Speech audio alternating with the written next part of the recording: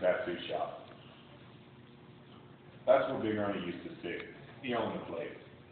So, he doesn't own it anymore? Nope. Ernie fucked up, so now it's mine. You're Frank, right? I spoke to you on the phone. Yep. I came in just to get a tattoo. Fortunately, my mother who passed last year from cancer. It was supposed to be sort of a shrine to her, a memorial in living skin. That's how I envisioned it anyway. It made it sound more romantic that way. I was by my mother's bedside when she finally slipped away. She battled stomach cancer for more than a year and lost so much weight on chemotherapy that I barely recognized it those last few months. Even marijuana hadn't helped her appetite. Once she'd gotten sick, she just never recovered. I'd always doted on her, the same way she doted on me as a boy. She raised me all by herself after my father died when I was 7, and I felt like I owed her, like I was the reason she never remarried. She placed her own life on hold to devote all her time to me, making sure I turned out okay. I guess you could say she succeeded. I'm a Stanford graduate, making more than $100 grand a year. I could be making more, but the recession hit everybody hard. In return for my mother's sacrifices, I did the exact same thing once she'd fallen ill. I spent so much time caring for her that I placed my life on hold too, never growing past the mama's boy phase. Now that she was dead, getting a tattoo was as much about honoring her as it was claiming an identity for myself, one that was separate from my mother. Mama never liked tattoos, so while she was alive, I never got one. I'd been the good boy. Now I felt like being a little bad. After the tattoo, I was sincerely considering a holiday. Everyone said that Big Ernie's was the place to go if you wanted a portrait done, but now I wasn't so sure. Everyone heard of Big Ernie. His work filled the pages of every tattoo magazine in the country. But who the hell was Frank? My eyes traveled over to the empty tattoo chair. The cubicle in which it sat was covered with photographs of tattoo artists, gory, nightmarish creations that no sane person would have wanted on their bodies for a lifetime. Yet each picture was a tattoo as it existed now, already etched into human skin. In each photograph, a woman with venomous snakes in place of her nipples and clitoris performed some ghastly act of violence on willing and unwilling victims of both sexes. Scenes of genital mutilations, vivisections, dismemberments, beheadings, and other atrocities hung all over the walls, rendered in ultra-realistic detail. Was this his work? I asked, grimacing. I felt queasy and goosebumps dotted my arms and legs despite the obvious heat and the noticeable lack of air conditioning sweltering from the shop. Frank nodded without looking up and continued to work on his client, a pierced and perforated goth chick that looked a bit too young to be getting a tattoo without her parents in Spain. If she was out of her teens, it couldn't have been more than a few months, maybe a year. She was gorgeous though, pale skin, jet black hair, and lips painted blood red. She wore a colored contact lens on one eye so that one of her irises was a startling blue, while the other remained of a pallid greenish gray. It was like the eye of a timber wolf.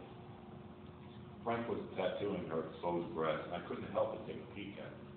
They were perfect, cream-colored mounds that still possessed that youthful buoyancy plastic surgeons charged thousands to replicate. Her nipples were pink so dark they were almost red. She had probably dabbed lipstick on them. They looked like she had dipped them in blood, which I'm sure was the effect she'd been going for. Both of them were pierced, as were her lips and eyelids. She caught me looking and scolded and scowled at me. Her eyes bore into me with a look of pure hatred and something else that made me squirm uncomfortably. Lust. But not the type of lust I was used to seeing in a woman's eyes. What whirled in her gaze was something dark and violent. It was more like bloodlust, like the look I'd once seen on a mugger's eyes down on Folsom Street just before he knocked out my front tooth, broke my nose, and made off with my wallet, watch, and sneakers. I turned away from her and found myself staring at the photographs on the wall. What happened there? Big Ernie, I mean. Lethal injection. He murdered a bunch of folks. He was a serial killer? Frank nodded again without looking up. So that's how he fucked up? Yep, he got caught. I wanted to ask if Frank meant that Big Ernie had fucked up by killing people or just by getting caught. I raised an eyebrow but let the question remain unasked. Frank smirked. The expression was devoid of all humor. Who did he kill? Them. He nodded in the direction of the ghastly photos on the wall. He killed the people he tattooed? Only the ones he tattooed with her picture, he said, pointing at the snake woman. I looked back at the wall at a picture of the dark-haired woman slithering across the heavily muscled biceps, with her forked tongue flickering out between fangs dripping with venom. She left a trail of blood down the man's shoulder as she dragged his decapitated head with her. In another picture, she masturbated with a severed penis while a castrated man screamed in English in the background. This image was inked into a woman's chest right between two silicone-enhanced breasts. The tattoos were so realistic it was like looking at photographs. Who the fuck would want a tattoo like that? The goth chick looked up at me in annoyance as Frank stopped the tattoo gun and turned to answer me. Frank was not a small man, hard muscular biceps, rotund veins, and a chest like 2 slabs of granite. His modern primitive look, bone through his nose, 3-inch plates in his ears, studs through his eyebrows, and rings through his lips, not to mention his innumerable tattoos, made him look like a serious badass. I didn't want to piss him off, but I was curious. Some of them did want him. Didn't matter to Ernie. Some kind of cult thing?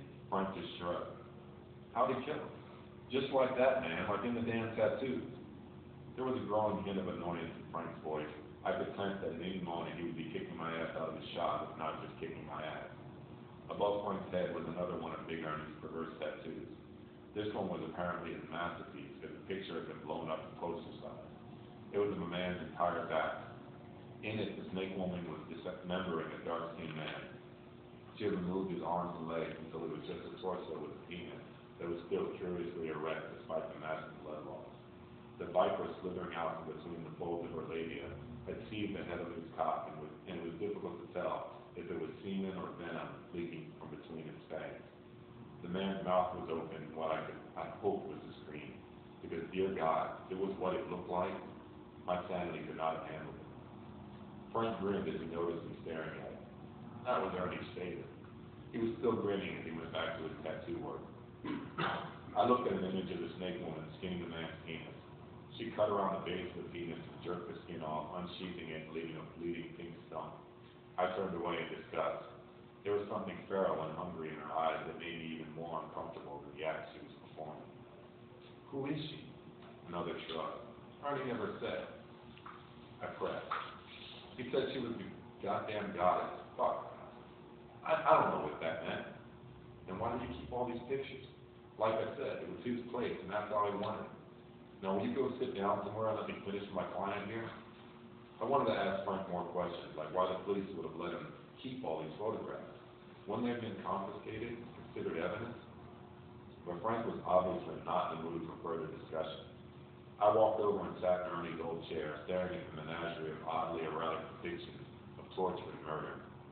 Frank looked at me with undisguised annoyance, then shrugged again, shook his head, and went back to work on his young client's perfect breast. I was torn between trying not to stare at the girl's hardening blood-red nipples and trying not to stare at Big Ernie's gory tattoo art, both of which were getting me uncomfortably aroused. I closed my eyes and tried to relax the growing tension in my crotch. I thought it strange that Frank hadn't mentioned all that stuff about Big Ernie over the phone. He could have at least mentioned that he would be doing the tattoo rather than Ernie, and asked me if I still wanted to keep the appointment. But he hadn't said a thing, and I still hadn't seen his work. The only art on the walls belonged to Big Ernie. What if this guy sucks? The place seemed to be thriving. I'm sure someone would have warned me if the quality of the tattoos had deteriorated. News of bad tattoo artists spread even quicker than news of good ones. Besides, he'd apparently worked here before Big Ernie fucked up, and I couldn't imagine a tattoo artist would earn his reputation hiring inferior people. Still, everything about Big Ernie's tattoo shop struck me as odd, even a bit sinister, and Frank most of all. I considered leaving, but I'd already waited a year for an appointment, and any other place in town that was anywhere near as good as Big Ernie's would have had to wait just as long or longer. I'd only gotten in to see Frank this early because someone else canceled. Frank's waiting list was nearly 2 years long, composed mostly of Big Ernie's old clients, I was sure. So unless I wanted to go somewhere and get some bad tribal art or a tattoo of a rose or a heart or some cartoon character, I had no choice. I shook off my apprehension and resolved to keep my appointment with Frank. Whatever Frank was drawing on the little goth girl's chest would take hours, and all the talk of serial killers and photos of gory tattoos hanging all over the shop were making me extremely uncomfortable. Still, as disgusting and terrifying as some of the work was, the craftsmanship was incredible. I had never seen more realistic artwork outside of a museum. Besides, all tattoo artists were weird and a little shady. That was part of the allure of getting a tattoo. It made the whole thing sort of cool and dangerous, even if it was just a portrait of your dead mother. As I waited for my turn on the needle, time crawled and seemed to stutter to a halt. I fell asleep in Big Ernie's chair to the hum of Frank's tattoo gun and dreamed of the snake woman. She was hurting me in the dream, cutting on my chest, but she was doing other things as well, things more erotic than my pedestrian imagination could have ever conceived of. I woke up still quaking with the aftershocks of a powerful orgasm. Semen stained my jeans and blood stained my chest. I had been tattooed in my sleep. I looked over at Frank, who was still working on the gun suit. I opened my shirt and stared down at the image of the snake woman, opening up a man's chest with a scalpel from collar to crotch. Her tongue was a thick black eel that glistened with moisture and slimed with unctuous crimson fluid. She was licking the man's insides as she rode his erection. The serpent that substituted for a clitoris had locked its fangs onto his scrotum, and semen dribbled from his vagina where he had erupted inside him. The other two vipers on the end of her mouth and his breast were burrowing into his open mouth. One punctured straight through his cheek and had his tongue seized between its fangs. The man's face was twisted into such an expression of rapturous agony that it was almost unrecognizable. Still, I recognized it. I've been looking at that face in the mirror all my life. Looks like Big Ernie's back at work, Frank said. Then he shrugged and went back to work as well. The girl's shirt was still open, and now her pants and panties were off as well. He had finished with the work on her chest, drawing two black cobras on each breast that started at her nipples and rose up to her collarbone.